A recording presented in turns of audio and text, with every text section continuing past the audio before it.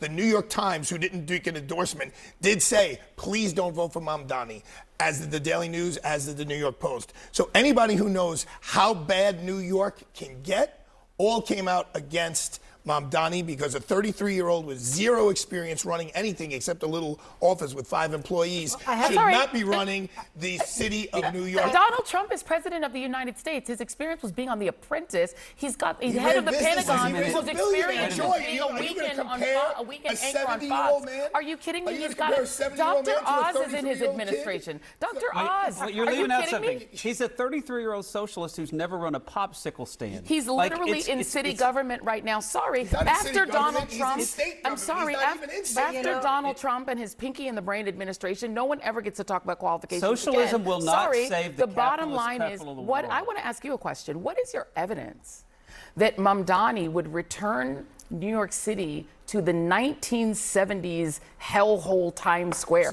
What is your evidence of It's very simple. So he wants to raise taxes on people who make the most money. What eventually is going to happen is you're going to lose that tax base. Once you lose that tax base, our bonds will get degraded. Now the city budget will not be substantial enough to subsidize not only the cops, but the fire department, the sanitation department. Once you start losing Wall Street and people who pay $11,000, $12,000 a month to live on the Upper East Side, you're done. Let me ask you. And you go back to the 70s when Gerald Ford said to New York, drop dead. Okay, but and hold on, Arthur. Crisis. But Arthur, just as somebody who is just listening to you, you raise the taxes on wealthy people in this city, maybe a couple percent, right? They're already at 50%. Yeah, they're already 53%. And that's exactly my point. They're already paying some of the high. I know, Arthur, but Arthur, they are already paying right at this moment some of the highest taxes in the country.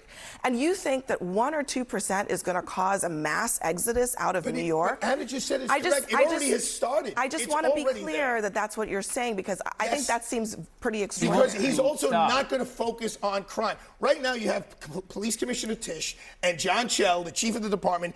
Crime in the city of New York right now is set to break all records as the lowest ever in recorded history for shootings and murders.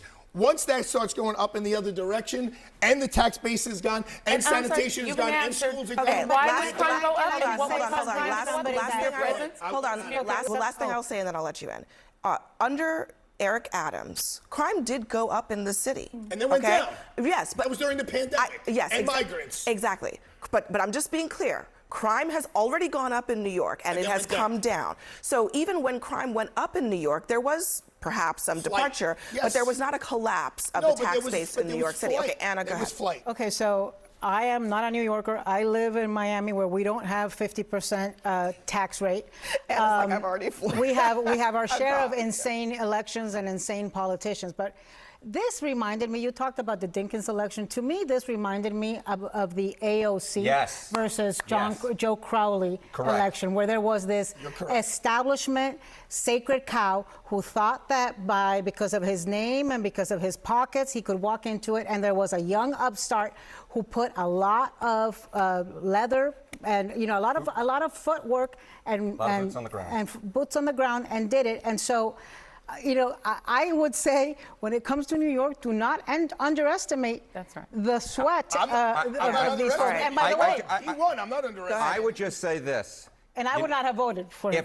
If you were saying that Eric Adams is the person who's loves this result the second most compared to after Mamdani. He'll be the anti-Mamdani. But I will say this. The people who hate this result the most are the Democratic establishment. We have seen poll after poll after poll showing Democratic voters fed up with their leaders in Washington, fed up with their leaders in government. And all of a sudden, Andrew Cuomo, who 5 years ago was leading those COVID, press conferences, was this guy who was held up in such high esteem.